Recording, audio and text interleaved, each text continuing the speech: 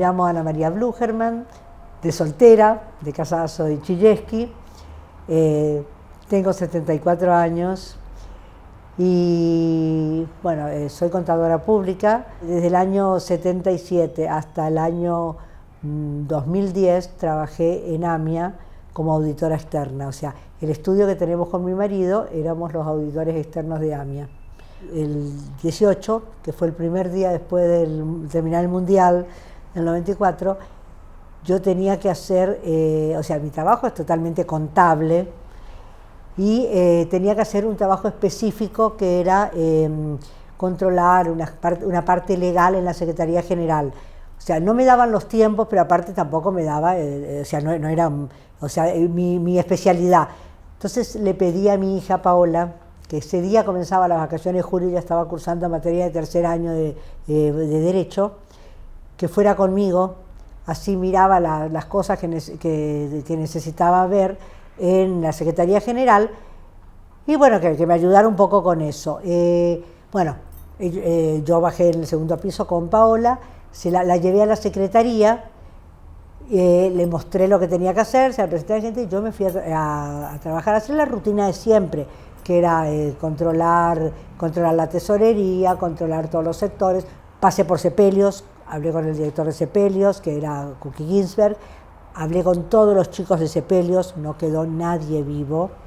De ahí y bajé a la tesorería para ver para ver qué novedades había, qué movimiento había. Y me fui a trabajar, tenía que mandar un fax a Tablada, entonces me fui, el único fax que había estaba en la Secretaría General, lo tenía Tamara ayer arriba de su escritorio. Entonces me fui a trabajar, a mandar el fax. No le avisé a Paola que me iba, porque como me iba, mandaba el fax y volvía, no le avisé. Y me quedé, o sea, con Tamara conversando porque estaba sin conectar el fax del cementerio. Cuando me lo conectaron al fax, cuando metí la hoja para mandar el fax, sentimos una explosión. Salimos corriendo porque dijimos, estaban justo arreglando instalando las calderas nuevas. Estas calderas, dijimos, y nos encontramos con que faltaba la mitad del edificio. O sea, nosotros estábamos sobre la parte que daba a Uriburu. Y el edificio se seccionó por el medio, o sea, desapareció Pasteur. Cuando salimos corriendo nos encontramos con que no había, estábamos viendo los restos de las casas de enfrente, era todo un agujero. Bueno, yo no tenía forma de subir al segundo piso, no había escaleras, no había nada, había desaparecido todo, porque toda la parte de escalera y ascensores, salvo el ascensor de servicio, que fue donde quedó uno de los chicos sobrevivientes, pues yo no podía acceder al ascensor del lado que yo estaba. Me puse a gritar, ¿dónde está Paola? ¿Dónde está Paola? Y justo estaba el vicepresidente en ese momento, que ya falleció, que era, no me acuerdo cómo se llamaba, bueno, vení, vamos al patio de atrás, que es el que daba contra Uriburu, vamos a tratar de ayudarte a sacar, a ver dónde estaba Paola. Y vi que por arriba, que pasando a Uriburu, estaba la gente con la que Paola estaba trabajando, y empecé a gritar, ¿dónde está Paola? Y uno de los chicos me dice, Paola bajó en el ascensor a buscar un café. Me dio un ataque de locura, empecé a gritar, porque bueno, nosotros vimos ya habíamos visto lo que era la parte de adelante, hice tanto escándalo que apareció la policía por arriba, y me dice, a través del patio le tiramos una escalerita esa de bombero, sáquese los zapatos, porque yo estaba con taco 7. Yo estaba vestida como normal, y súbase por la escalera que nosotros la sacamos. Hice lo que me dijeron, y me agarraron, me levantó un policía y me tiró sobre Pasteur directamente. Yo fui la única de salir por Pasteur. Me tiró sobre los escombros y se fueron. O sea, se fueron a seguir. Bueno, yo vi lo que era la escena, el prototipo de la escena de los bombardeos de la Segunda Guerra o del Medio Oriente. Todo era destrucción, era polvo, era olor a sangre, olor a muerte había. Yo me puse tenía que avisarle de alguna forma, porque en mi casa teníamos un solo celular, estamos hablando de hace 25 años.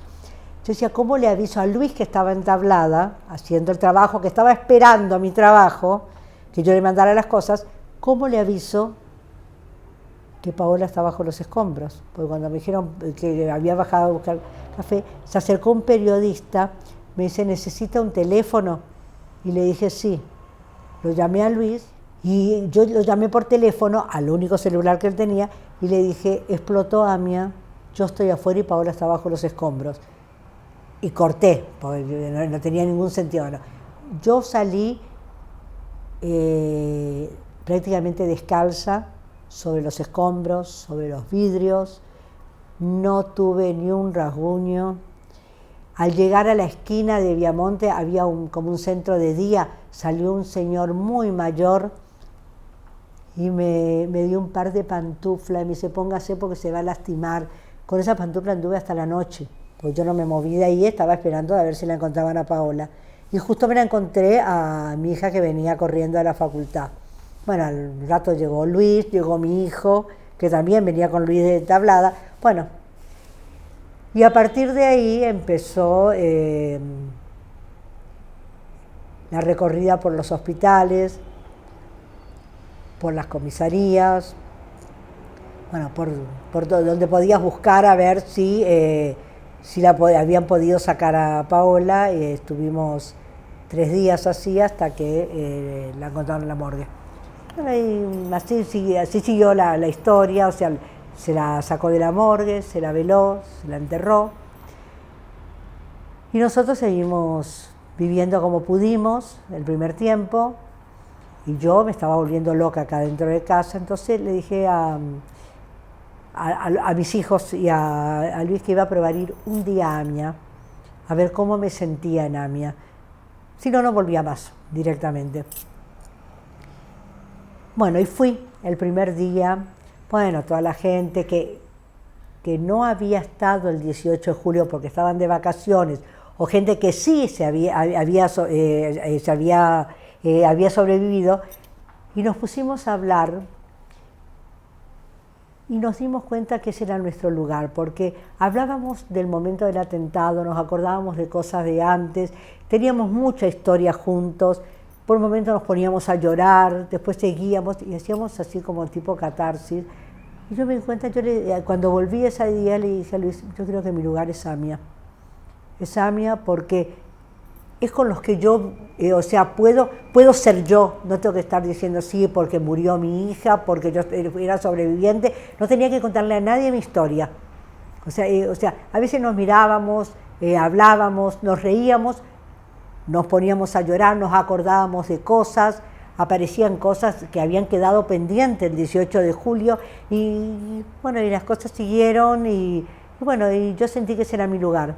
Yo me acuerdo que en el momento que estábamos velando a la Paola, Andrea se acerca y me dice, pensar que podríamos estar velándola a las 2. Y te digo que eso, viste, eso es como que te choca, porque en ese momento yo me había quizás olvidado que yo podría haber estado en ese momento dentro de un cajón también. O sea, toda mi vida se giraba alrededor de Paola que se había muerto, sacando el tema culpa o no, había perdido una hija. Y cuando Andrea me despabiló con eso, pensaba que podíamos estar velando a las 2, fue como un shock. Y ahí me di cuenta que era lo que, o sea, que era sobrevivir. O sea, porque fue una delgada línea, ¿viste? Entre que dijo, la mitad de Pasteur para un lado sí, mejor dicho, Pasteur para un lado sí, Uriburu para el otro lado no. Cuando estoy hablando, lo estoy reviviendo.